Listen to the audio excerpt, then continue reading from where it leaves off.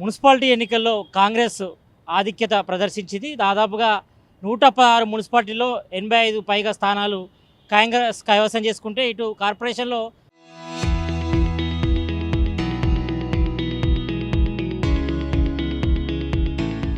దాదాపుగా 6 కైవసం చేసుకున్నట్టు తెలుస్తోంది. మరి నిన్నటి నుంచి కూడా ఇటు కరీంనగర్ మేయర్, అదేవిధంగా నిజామాబాద్ కార్పొరేషన్‌పై కూడా సర్వత్రా ఉత్కంఠ నెలకొంది. మరి కొద్దిసేపటి క్రితమే ఇటు కరీంనగర్‌పై కూడా కొంచెం వరకు తెర తెపిందని చెప్పుకోవచ్చు. ఇది కరీంనగర్ అంతా కూడా ఇటు బీజేపీ అకౌంట్‌లో పడింది. మరి నిజామాబాద్ విషయానికి వస్తే మాత్రం కాంగ్రెస్ అకౌంట్‌లోకి పోయినట్టుగా తెలుస్తోంది. మరి ఇక్కడ జరిగిన పరిణామాలేంటి? ఇదే విషయంపై మనతో మాట్లాడేందుకు ఇటు గ్రంథాలయ సంస్థల చైర్మన్ రియాజ్ గారు ఉన్నారు. వాళ్ళతో మాట్లాడదాం. సార్, నిన్నటి నుంచి కూడా మనం చూస్తున్నాం ఇటు మేయర్కి సంబంధించిన ఈ కార్పొరేషన్ ఎన్నికల్లో కూడా చాలా డైలామా కొనసాగింది. మేజర్గా ఇటు కరీంనగర్, అదేవిధంగా నిజామాబాద్ కార్పొరేషన్ విషయంలో మరి కొద్దిసేపటి క్రితమే ఇటు కరీంనగర్ ఏమో బీజేపీ కైవసం చేసుకుంటే, నిజామాబాద్లో కాంగ్రెస్ హస్తగతం చేసుకుంది. ఈ డైలామా ఎందుకు కొనసాగింది నిన్న నుంచి కూడా? ఏంటి కరీంనగర్లో మేజర్గా మనం చూస్తే ఇటు బీజేపీకి కాంగ్రెస్ మధ్యన పోటీ ఉంది. బండి సంజయ్ మాత్రం ఆయన పట్టి విడవలేదు. మరి కరీంనగర్ మేయర్ పీఠం బీజేపీ కైవసం చేసుకుంది. ఎట్లా చూస్తారు? సతీష్ గారు బంగారు పల్లెంలో పెట్టి కరీంనగర్ మేయర్ సీటును బీఆర్ఎస్ బీజేపీకి సమర్పించింది. వాస్తవంగా ఎలక్షన్స్ ట్రెండ్స్ కానీ, ఎలక్షన్స్ యొక్క తుది ఫలితాలు కానీ కాంగ్రెస్ పార్టీకి అనుకూలంగా వచ్చాయి. ఎన్నిక ఏదైనా కాంగ్రెస్ పార్టీ విజయం అనే ట్రెండ్ గ్రామ పంచాయతీ ఎన్నికలతో పాటుగా మున్సిపల్ ఎన్నికల్లో కూడా నమోదైంది. ప్రజలు ప్రధానంగా కాంగ్రెస్ పార్టీ అధికారంలో రావాలనుకున్నారు. ఈవెన్ కార్పొరేషన్లో కూడా పూర్తిగా రిజల్ట్స్ మనకు అనుకూలంగా వచ్చాయి. మున్సిపాలిటీలో కూడా రిజల్ట్ మనకు అనుకూలంగా వచ్చాయి. కరీంనగర్ విషయానికి వచ్చినప్పుడు ఏంటంటే, కరీంనగర్లో ఒకప్పుడు కాంగ్రెస్ పార్టీకి సంబంధించిన కార్పొరేటర్స్ యొక్క సంఖ్య సింగిల్ డిజిట్లో ఉండేది. దాని నుంచి మేము ఈరోజు అధికారానికి దగ్గరికి వచ్చాము. మేమేమన్నామంటే, నిజంగా కరీంనగర్ అభివృద్ధి బండి సంజయ్ ద్వారా ఏమాత్రం కూడా జరగలేదు. బండి సంజయ్ గారు గతంలో ఎంపీగా ఉన్నారు, ఇప్పుడు కేంద్ర మంత్రిగా ఉన్నారు. కానీ కరీంనగర్ అభివృద్ధికి బండి సంజయ్ గారు ఇచ్చిన బహుమతి ఏదైతుందో అది పెద్ద సున్నా గాడిద గుడ్డు. నిజంగా కరీంనగర్ అభివృద్ధి కోరుకున్నప్పుడు రాజకీయాలకు అతీతంగా, రాజకీయ పార్టీల ఉద్దేశాలకు, ఐడియాలజీకి అతీతంగా కరీంనగర్ డెవలప్మెంట్గా మనం ఒక నూతన ప్రక్రియ చేపడదాం. కరీంనగర్ మున్సిపల్ కార్పొరేషన్ కనుక ఒక కాంగ్రెస్ చేతుల్లోకి వస్తే కరీంనగర్ అభివృద్ధికి మేము బాటలు వేస్తాం మేము చెప్పాం. కానీ ఇండిపెండెంట్ అభ్యర్థులు, ప్రధానంగా ఫార్వర్డ్ బ్యాక్ అభ్యర్థులు మాకు సపోర్ట్ చేశారు, మిగతా వాళ్ళు సపోర్ట్ చేశారు. కానీ అదే బీఆర్ఎస్ మేమనుకున్నామంటే అభివృద్ధి ఎజెండాగా బీఆర్ఎస్ ఉద్దేశంలో ఉంటే ఈరోజు కాంగ్రెస్ పార్టీకి సంబంధించిన ఇష్యూస్లో సపోర్ట్ చేయాల్సి ఉంటాయి. కానీ వాళ్ళు ప్రమాణ స్వీకారం అయిపోయిన తర్వాత ఎన్నికల టైంలో డుమ్మా కొట్టారు. కానీ ఉన్నదానిలో 34 మంది బీజేపీతో ఉన్నారు కాబట్టి, బీఆర్ఎస్కి సంబంధించిన 9 మంది సభ్యులు ఆబ్సెంట్ అయినారు కాబట్టి, సహజంగా అనుకున్న విధంగానే బీఆర్ఎస్ సహకారంతో కరీంనగర్ పీఠం ఏదైతుందో అది బీజేపీ కైవసమైంది. చాలా క్లియర్ చెప్పాలంటే బీజేపీ రాచమార్గం అనేది బీఆర్ఎస్ బాటలుంచే ప్రయాణం మొదలైంది. సింహాసనం వాళ్ళకి పైపోయింది. కాబట్టి బీఆర్ఎస్ బీజేపీ ఒకటే అంటానికి ఇది పెద్ద సాక్ష్యంగా మనం చూసుకోవాలి. నిన్నదాకా బండి సంజయ్ గారు పెద్ద పెద్ద మాటలు మాట్లాడినారు. బీఆర్ఎస్ ఇట్లా, కేసీఆర్తో అట్లా ఉంటాం, కేటీఆర్ ఇట్లా మాట్లాడినారు. అట్లాగే ఈయనెవరు కేటీఆర్ గారు కూడా బండి సంజయ్ అట్లా, బండి సంజయ్ ఇట్లా అన్నారు. అట్లా ఇట్లా ఎట్లా మాట్లాడుకున్నా కూడా వాళ్ళందరూ గిట్లనే కలిసి ఉంటారన్న విషయం మాత్రం ప్రజలకు అర్థమైంది. కాబట్టి కరీంనగర్ మేయర్ పీఠం బీజేపీ చేతుల్లోకి పోవడానికి ప్రధానమైన భూమిక తెర ముందు తెర వెనుక పోషించింది బీఆర్ఎస్ఏ. ఇప్పుడు అందరికీ అర్థం కావాలి, బీజేపీ బీఆర్ఎస్ వేరు కాదు, ఒకటి అన్న విషయం స్పష్టమైంది కరీంనగర్ ద్వారా. ఇటు నిజామాబాద్ విషయానికి వస్తే మాత్రం అక్కడ బీజేపీకి దాదాపుగా 28 వచ్చినాయి, మీకేమో 17 వచ్చినాయి, ఇటు ఎంఐఎంకు 13 వచ్చినాయి. మరి అక్కడ ఎంఐఎంతో మీరు పొత్తుకి ఎందుకు వేరు? అంటే ఇంటర్నల్గా ఇక్కడ సపోర్ట్ చేస్తున్నప్పుడు కూడా అక్కడ ఎందుకు సపోర్ట్ తీసుకోవాల్సి వచ్చింది నిజామాబాద్లో? సతీష్ గారు మంచి ప్రశ్న అడిగారు. బీజేపీ అక్కడ కాడెత్తేసింది ఆల్రెడీ. మనం ఎలక్షన్స్ అయిన తర్వాత ప్రభుత్వాన్ని ఏర్పాటు చేయాలి, పరిపాలన ఆగొద్దు, గవర్నెన్స్ కొనసాగాలి. కానీ బీజేపీ ముందుగాల అక్కడ మనకి మేయర్ ఎన్నికకు, డిప్యూటీ మేయర్ ఎన్నికకు ముందే కాడెత్తేసింది. మేము పోటీలు లేవని ప్రకటించాను. వాళ్ళు పోటీలు లేవని ప్రకటించిన తర్వాత మరి ప్రభుత్వాన్ని ఏర్పాటు చేయాల్సిన బాధ్యత ఉంది కదా. కాంగ్రెస్ బీజేపీ తర్వాత ఎక్కువ స్థానాలు గెలుచుకున్నది కాంగ్రెస్ పార్టీ కదా. కాబట్టి కాంగ్రెస్ మేయర్ కానీ, డిప్యూటీ మేయర్ కానీ మా అభ్యర్థులు ముందరకు వచ్చారు. సపోర్ట్ ఎవరైనా చేయొచ్చు, అది వేరు విషయం.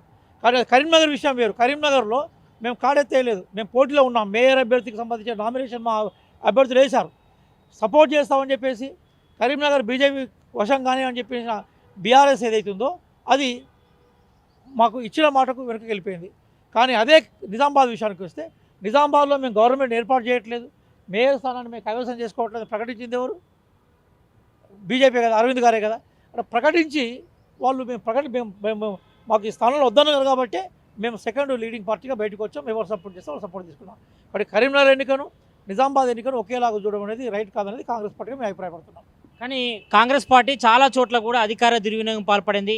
మా యొక్క అభ్యర్థులను కిడ్నాప్ చేశారు, కొంతవరకు దూరం ఉండే ప్రయత్నం చేశారు, మొత్తం అంతా కూడా ఎక్కడికక్కడ డబ్బులు పంచారు, మద్యం పంచారు, మొత్తం అధికార దుర్వినియోగం పాల్పడినట్టు కూడా ఇటు బీఆర్ఎస్ బీజేపీ నేతలు మిమ్మల్ని ఆరోపిస్తున్నారు. దీన్ని ఏం చెప్తారు? సతీష్ గారు ఆడలేక గజ్జల బారు ఉన్నట్టు వెనకటి ఒక ఆయన, వాళ్ళకి ఆడచేత కాక ఎలక్షన్లో పోటీ ఇచ్చే చేత కాక ఓడిపోయి ఈరోజు మా మీద ఆరోపణలు చేయడం అనేది దుర్మార్గం. వాళ్ళ విజ్ఞతకు వదిలేస్తున్న విషయం ఏంటంటే ఎక్కడ కూడా ఎలక్షన్స్లో మేము బుల్డేజింగ్ చేయలేదు. బీఆర్ఎస్ అప్పుడు పవర్లో ఉన్నప్పుడు గతంలో మున్సిపల్ ఎలక్షన్లు ఎంత బుల్డోజింగ్ చేసి 99% సీట్లను కైవసం చేసుకున్న ప్రయత్నం చేసిందో మనకు తెలుసు. ఎక్కడైతే మెజార్టీ వచ్చిందో ఆ మెజార్టీ మాకు ఎక్కువ మెజార్టీ వచ్చింది కదా. కంఫర్టబుల్గా మేము 80% గెలిచాం. మేము 70% కంఫర్టబుల్ గెలిచాం. మేము ఇంకో 10% ఎక్కడెక్కడైతే హంగు ఉందో ఆ హంగులో మాకు ఎక్స్ అఫీషియల్ సభ్యులు మాకు ఉన్నారు కాబట్టి ఇండిపెండెంట్ సభ్యులు మద్దతు మాకు వచ్చింది. ఎందుకోసం అభివృద్ధి అధికార పక్షానికి మద్దతు చెప్పడం వల్ల పట్టణ అభివృద్ధి మా ధ్యేయంగా ఉంటుంది అనుకోండి. కానీ అభివృద్ధి బాటలో ఎవరైతే మాకు సపోర్ట్ చేస్తారో వాళ్ళ సపోర్ట్ మేము తీసుకున్నాం. మేము అంతే తప్ప మేము ఎక్కడ బుల్డోజింగ్ చేసిన సందర్భాల్లో నిజంగా అట్లాంటివి ఉంటే ఆరోపణలు ఎలక్షన్ కమిషన్ ఫిర్యాదు చేయమని చెప్పేసి మేము ఎక్కడైనా సింగిల్ మెజార్టీగానే 75% గెలిచాం కదా. మేము సింగిల్ మెజార్టీగా ఎక్కడెక్కడైతే హంగు ఏర్పడదో అక్కడ మా ఎక్స్ అఫీషియల్ సభ్యులు ఇండిపెండెంట్ సభ్యుల మద్దతుతోటి అది అభివృద్ధికి మేము చిహ్నంగా ఉన్నాం కాబట్టి అభివృద్ధి ముఖ్యమంత్రి గౌరవనీయ ముఖ్యమంత్రి రేవంత్ రెడ్డి గారి ద్వారా సాధ్యమవుతుందని భావించారు కాబట్టి వాళ్ళు మాకు సపోర్ట్ చేశారు, మేము తీసుకున్నాం. కాబట్టి బీఆర్ఎస్ ఈరోజు వాళ్ళు అయిపోయింది వాళ్ళ పని, అందుకోసమే ఈరోజు మా మీద ఆరోపణలు చేసే ప్రయత్నం చేస్తున్నారు. ఓట్ల శాతం తీసుకుందాం సతీష్ గారు, 40% మాకు గత అసెంబ్లీ ఎలక్షన్స్ అప్పుడు మా 39% ఓట్లు వచ్చాయి. అట్లాగే పార్లమెంట్ ఎలక్షన్ 40% ఓట్లు 41% ఓట్లు వచ్చాయి. ఇప్పుడు 40% ఓట్లు వచ్చాయి. బీఆర్ఎస్కి అప్పుడు 27% వచ్చాయి, పార్లమెంట్లో 20% ఓట్లు వచ్చాయి, ఇప్పుడు 27% ఓట్లు వచ్చాయి. అందుకోసం ఓట్ల శాతం ఎక్కడ కూడా మారలే కదా. కాబట్టి ఎన్నిక ఏదైనా కాంగ్రెస్ పార్టీదే తుది విజయం. రేపు ఎంపీటీసీ ఎలక్షన్స్ అయినా జెడ్పీటీసీ ఎలక్షన్స్ అయినా వరంగల్, ఖమ్మం, హైదరాబాద్ కార్పొరేషన్ ఎన్నికలు కూడా మేమే గెలవబోతున్నాం. నీతిగా న్యాయంగా ప్రజల తీర్పు అట్లే ఉంది, ఆ తీర్పు కంటిన్యూ అవుతున్నది. టీఆర్ఎస్ ఏమైనా చేస్తే నిర్మాణాత్మక ప్రతిపక్షంగా అభివృద్ధి కోసం సహకరించమని విజ్ఞప్తి చేస్తున్నాం. కాంగ్రెస్ పార్టీ బుల్డోజింగ్ రాజకీయాలు నమ్మదు, ప్రజల తీర్పును మేము గౌరవించాం. శిరసావిష్టి అభివృద్ధికి పట్టం కట్టే క్రమంలోనే మా ఇప్పుడు ఏర్పడే ప్రభుత్వాలు ముందుకు పోతాయి. కానీ లాస్ట్ టైం నుంచి ఇప్పటి వరకు చూసుకుంటే మాత్రం దాదాపు 25 స్థానాల్లో కూడా హంగు వచ్చింది. అంటే ఇక్కడ ప్రజా వ్యతిరేకత కనిపిస్తుందంటే కూడా ఇటు బీఆర్ఎస్ అంటున్నారు, బీఆర్ఎస్ బీజేపీ నేతలు కూడా చాలా చోట్ల కూడా, అంటే గతంతో పోలిస్తే ఇప్పుడు దాదాపు 20 స్థానాల్లో దాదాపు ఒక 8 స్థానాలు కార్పొరేషన్లో కూడా హంగు వచ్చింది. దీన్ని ఎట్లా చూస్తారు? ఇప్పుడు ఒకప్పుడు బీఆర్ఎస్కు 40% ఓట్లు ఉండే సార్, ఇప్పుడు అది 27% పడిపోయింది. వాళ్ళు పెరిగినట్ట తగ్గినట్ట. మేము 29% ఓట్లు ఉండే, ఈరోజు 41%కి వచ్చినాం. మేము పెరిగినట్ట తగ్గినట్ట. బీజేపీకి 33% ఓట్లు వచ్చినాయి, ఇప్పుడు వాళ్ళ ఓటింగ్ పర్సెంటేజ్ 15% వచ్చింది. ఇప్పుడు మనం ఓవరాల్గా విశ్లేషణ చేస్తున్నప్పుడు సీట్లతో పాటుగా ఎన్నికల ఓట్లకు సంబంధించిన లెక్కలు కూడా పెడతాం కదా. కాబట్టి 41% గతంలో కంపేర్ చేస్తే 29% నుంచి 41%కి వచ్చిన కాంగ్రెస్ బలంగా ఉన్నట్ట, 40% నుంచి 27%కు పడిపోయిన బీఆర్ఎస్ బలంగా ఉన్నట్ట, 33% నుంచి 15% పడిపోయిన బీజేపీ బలంగా ఉన్నట్ట లెక్కలు చెప్తున్నాయి కదా. కాబట్టి హంగు ఏర్పడ్డప్పుడు ఏమైందంటే సహజంగా ఏ గెలిచిన అభ్యర్థులకు కొన్ని కోరికలు ఉంటాయి. వాళ్ళ వాడ డెవలప్ చేయాలనుకుంటారు, వాళ్ళ ఊరు డెవలప్ చేయాలనుకుంటారు. కాబట్టి సహజంగా అధికార పార్టీతో కలిసి ఉండడం వల్ల డెవలప్మెంట్ నిధులు రావడానికి అవకాశం ఉంటుంది అనుకొని మద్దతు చెప్తూ ఉంటారు. కాబట్టి వాళ్ళ మద్దతుతోనే మేము గెలిచాము. మేము తప్ప మేము మొత్తం ఎలక్షన్స్ను ఆపి హంబా క్రియేట్ చేయలే కదా. మేము చాలా నిదానంగా పోయినాం, ప్రశాంతంగా పోయినాం. ఎక్కడ కూడా హార్స్ ట్రేడింగ్ కోసమే ప్రయత్నం చేయలేదు సార్. మళ్ళీ చెప్తున్నాను, బీజేపీ గెలిచిన గవర్నమెంట్లను కూల్చిన చరిత్ర వాళ్ళది. అది మధ్యప్రదేశ్లో కానీ, మణిపూర్లో కానీ, గోవాలో కానీ గెలిచిన ప్రభుత్వాలను కూల్చిన చరిత్ర బీజేపీది అయితే మేము ప్రజల తీర్పును గౌరవించిన చరిత్ర మాది. కాబట్టి విజయం ప్రజల అభిప్రాయం ప్రకారం జరిగింది. ప్రజలు కాంగ్రెస్ పార్టీ పట్టం కట్టాలనుకున్నారు, అసెంబ్లీలో అదే చేశారు, లోకల్ బాడీ ఎలక్షన్లో అదే చేశారు, ఇప్పుడు మున్సిపల్ ఎలక్షన్స్లో కూడా అదే చేశారు. కాబట్టి మేము చాలా ప్రిన్సిపుల్డ్గా రాజ్యాంగబద్ధంగానే అధికారంలోకి వచ్చిన విషయాన్ని మీ ద్వారా ప్రజానికి తెలియజేస్తున్నాం. ఇప్పుడు మున్సిపల్ ఎన్నికల రిజల్టే రాబోయే ఇటు జిహెచ్ఎంసీ కానీ ఎంపీటీసీ జెడ్పీటీసీ ఎన్నికల్లో రిపీట్ అవుతాయా? సతీష్ గారు, నేను ప్రజలందరికీ చేతులెత్తి ధన్యవాదాలు, నమస్కారాలు, అభినందనలు చెప్తున్నాను. ఒక ప్రజాస్వామ్య విలువలకి, ఒక సెక్యులర్ విలువలకి, సంక్షేమ విలువలకి గొప్పగా బాటలు వేసిన పార్టీ ఏదైతుందో అది కాంగ్రెస్ పార్టీ. పంచాయతీ అట్లాగే మున్సిపల్ అభివృద్ధి కోసం కూడా రాజ్యాంగంలో 73, 74 రాజ్యాంగ సవరణ తీసుకొచ్చింది కూడా కాంగ్రెస్ పార్టీ. కానీ ప్రజలు సరైన పార్టీకి ఓటేశారు. ఈ ట్రెండ్ నేను మళ్ళీ చెప్పేది ఏంటంటే, అసెంబ్లీలో మేము గెలిచిన తర్వాత కంటోన్మెంట్ ఎలక్షన్లో మేమే గెలిచాం, అది బీఆర్ఎస్ సీటు. జూబ్లీ హిల్స్లో మేమే గెలిచాం, అది బీఆర్ఎస్ సీటు. గ్రామ పంచాయతీ ఎన్నికల్లో బీఆర్ఎస్ మెజార్టీ సీట్లలో ఉండే దాన్ని మేమే గెలిచాం. అట్లాగే మున్సిపల్ ఎలక్షన్లో కూడా మెజార్టీ సీట్లు బీఆర్ఎస్కి ఉండే, దాన్ని మేమే గెలుస్తాం. కాబట్టి ఎన్నిక ఏదైనా కాంగ్రెస్ పార్టీ గెలుపు. రేపు ఎంపీటీసీ జెడ్పీటీసీ ఎన్నికల్లో, అట్లాగే వరంగల్, ఖమ్మం, హైదరాబాద్ ఎన్నికల్లో కూడా ఇదే ట్రెండ్ కొనసాగుతుంది. ఎన్నిక ఏదైనా విజయం కాంగ్రెస్ పార్టీ. గత 10 ఏళ్ల పాటు కూడా బీఆర్ఎస్కు ఎంఐఎం సపోర్ట్ చేసింది. ఇప్పుడేమో గవర్నమెంట్ ఎటువైపు ఉంటే అటువైపు సపోర్ట్ చేస్తున్నట్టు పరిస్థితి మనం చూస్తున్నాం. మరి ఇదే జిహెచ్ఎంసీ ఎన్నికల్లో కూడా రిపీట్ అవుతుందా? ఎంఐఎంతో వెళ్తారా మీరు జిహెచ్ఎంసీ ఎన్నికలకి? ఇప్పటికే 150 డివిజన్లు ఉంటే వాటిని 300 తీసుకొచ్చారు. ఇప్పుడు రాబోయే జిహెచ్ఎంసీ ఎన్నికల్లో కూడా ఎంఐఎంతో పొత్తుతో పోతారా మీరు? ఎంఐఎం తోటి ఎలక్షన్ల పొత్తును కాంగ్రెస్ పార్టీ ఎప్పుడు పెట్టుకోలేదు సార్. నేను చరిత్ర చెప్తున్నాను. ఇంటర్నల్గా సపోర్ట్ చేస్తుంది. వినండి సార్, మీరు వినండి. 1958 నుంచి మొదలుకుంటే ఇప్పటిదాకా ఎంఐఎం తోటి కాంగ్రెస్ పార్టీ ఎప్పుడు పొత్తులో పెట్టుకోలేదు. చాలా క్లియర్ చెప్తున్నాను. ఇదే బీజేపీ పార్టీ ముఫ్తీ మహమ్మద్ సయ్యద్కు సంబంధించిన కాశ్మీరీ సంబంధించిన పార్టీతోటి, కాశ్మీరీ పార్టీ ఏదైతుందో అది దాన్ని మొన్నదాకా వ్యతిరేకించి దాంతో పొత్తు పెట్టుకున్న చరిత్ర బీజేపీది. అలాగే బీజేపీ అనేక సందర్భాల్లో ఎవరినైతే వ్యతిరేకించిందో వాళ్ళతో పొత్తు పెట్టుకున్న చరిత్ర బీజేపీది. కాంగ్రెస్ పార్టీ నీతి నిజాయితీగా ఉంటుంది. ఎంఐఎం తోటి ఎలక్షన్ల పొత్తు మా గతంలో ఎప్పుడు లేదు, ఇప్పుడు లేదు, భవిష్యత్తులో ఉండడానికి కూడా అవకాశం లేదు. ఎలక్షన్లో మేము పోటీ చేస్తాం. మాకు గెలిపే ప్రధాన అంశంగా మేము ముందు పోతాం. ఖచ్చితంగా ఒకప్పుడు హైదరాబాదు అనేది కాంగ్రెస్ పార్టీ కంచుకోట ఉండేది. మధ్యలో కొన్ని కారణాల వల్ల మేము కొంత హైదరాబాద్లో మేము ఆశించిన సీట్లు గెలవలేదు. కానీ రీసెంట్గా రేవంత్ రెడ్డి గారు ముఖ్యమంత్రి అయినాక కంటోన్మెంట్లో జరిగిన ఎన్నిక, అంతకుముందు మనకి ఒక కార్పొరేట్ ఎన్నిక జరిగింది, అక్కడ కూడా మేమే గెలిచాం. కంటోన్మెంట్లో మేమే గెలిచాం, జూబ్లీహిల్స్లో మేమే గెలిచాం. ఒక హైదరాబాద్లో కూడా ఏ పార్టీ సహాయ సహకారాలు అవసరం లేకుండా గెలవడానికి రంగం మా దగ్గర సిద్ధమై ఉంటుంది. మరి కానీ ఇటు నిజామాబాద్ విషయానికి వస్తే మాత్రం ఎంఐఎం సపోర్ట్తోనే కదా మీరు అక్కడ నిజామాబాద్లో మేయర్ పీఠం చేజిక్కించుకున్నారు. చాలా క్లియర్ చెప్తున్నాను సార్. నిజామాబాద్లో మాకు ఎంఐఎం తోటి ఎన్నికల పొత్తు లేదు. ఎన్నికలు అయిపోయిన తర్వాత ఎక్కడైతే మనకి బీజేపీ మేము ప్రభుత్వాన్ని ఫామ్ చేయం, మేయర్కు డిప్యూటీ మేయర్కు మేము సిద్ధంగా లేవని చెప్పేసి కాడెత్తేసిన తర్వాత గవర్నమెంట్ ఫామ్ చేసే బాధ్యత కాంగ్రెస్ పార్టీ రెండో పార్టీగా ఉంది. కాబట్టి మేము ప్రభుత్వంలోకి అంటే అక్కడ మున్సిపల్ కార్పొరేషన్ చేజిక్కించే క్రమంలో ఎవరు సపోర్ట్ చేసినా మేము తీసుకునే ప్రయత్నం చేశాం. కానీ అదే కరీంనగర్ విషయానికి వస్తే అదే బీఆర్ఎస్ బీజేపీకి బహిరంగ సపోర్ట్ చేయాల్సి ఉండే. మేము అట్లా ఏదైనా మాది ఓపెనే కదా. కాంగ్రెస్ అంటేనే తెరిచిన పేజీ, ఇలా మాకు దాపరికం ఏం లేదు.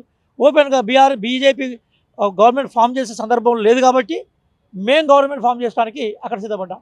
కానీ కరీంనగర్ విషయం వేరు కదా. మేము గవర్నమెంట్ ఫామ్ చేయడానికి సిద్ధపడ్డాం. కానీ బీఆర్ఎస్ మాకు సహకరించకుండా బీజేపీకి సహకరించింది. కాబట్టి క్లియర్గా నిజామాబాద్ కరీంనగర్ మధ్య వైరుధ్యం కనబడుతుంది కదా. మేము మా విలువలకి మేము క్లియర్గా ఉంటాం. మతాలను మేము ఇష్టపడతాం, మతాలను ప్రేమిస్తాం. కానీ మతోన్మాదాన్ని కానీ మత విద్వేషాల ద్వారా ప్రజలు చీల్చే విధానాలు ఏ రాజకీయ పార్టీ తీసుకున్నా కూడా వాళ్ళకి వ్యతిరేకంగా కాంగ్రెస్ పార్టీ. కానీ మొన్న మీరు చూసుంటారు, ఎంఐఎం ఎమ్మెల్యే అక్బరుద్దీన్ ఓవైసీ ఒకటి మాట్లాడిందో, మరి ఇక్కడ రెడ్డిలైనా రావాళ్ళైనా మరి మేము సపోర్ట్ చేయండి ఎవరు కూడా అధికారం రారు, మరి జూబిల్స్ ఎన్నికల్లో మా సపోర్ట్తోనే కాంగ్రెస్ అక్కడ గెలుపొందిందంటూ కూడా ఒక కామెంట్ చేసిండు. అంటే రెడ్డిలైనా రావాలైనా మా దగ్గరికి రావాల్సిందే అంటూ కూడా ఒక కామెంట్ చేశారు. ఆ కామెంట్ ఎట్లా వస్తుంది? ప్రజాస్వామ్యంలో ప్రజలందరినీ సమానంగా చూడాలనే కాన్సెప్టే కాంగ్రెస్ పార్టీది.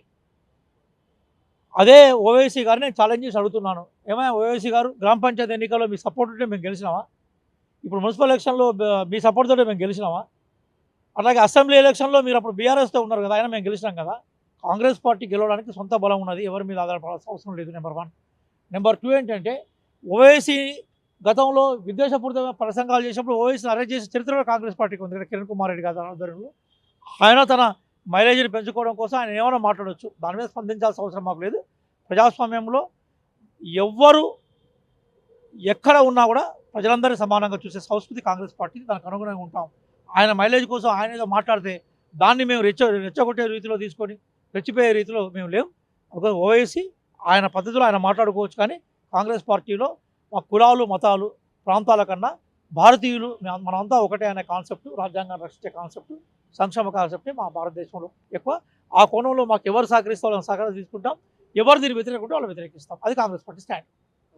మొత్తానికైతే ఇటు కరీంనగర్ మేయర్ పీఠంపై కూడా డైలామా ఉదయం నుంచి కూడా కొనసాగింది. మరి అక్కడ మరి మేయర్ పీఠాన్ని కూడా బీజేపీ కైవసం చేసుకుంది. మరి ఇంటర్నల్గా బీఆర్ఎస్ సపోర్ట్ చేయడంతో మరి వాళ్ళు ఓటికి దూరంగా ఉండడంతో మరి వాళ్ళిద్దరి యొక్క మైత్రి కూడా బయటపడింది. మరి ఇది ఇంటర్నల్గా ఇటు బీఆర్ఎస్ అదేవిధంగా బీజేపీ ఒకటే అనే సంకేతాలు కూడా కరీంనగర్లో వెలువడ్డాయి. ఇక మరోవైపు ఇటు నిజామాబాద్ కార్పొరేషన్ విషయానికి వస్తే మాత్రం మరి అక్కడ బీజేపీ మరి సైడ్ కావడంతో మరి ఇక్కడ కాంగ్రెస్ మరి స్టాండ్ తీసుకుని అక్కడ మేయర్ పీఠాన్ని కూడా చేజిక్కించుకుందని కూడా గ్రంథాలయ సంస్థల చైర్మన్ రియాజ్ గారు చెప్తున్నారు. కెమెరామ్యాన్ మత్తో సతీష్, RTV, గాంధీభవన్ నుంచి. Local to global news at your fingertips. మీ చేతిలో ఒక ఆయుధం. డౌన్లోడ్ రా TV app. Media legend Ravi Prakash is back.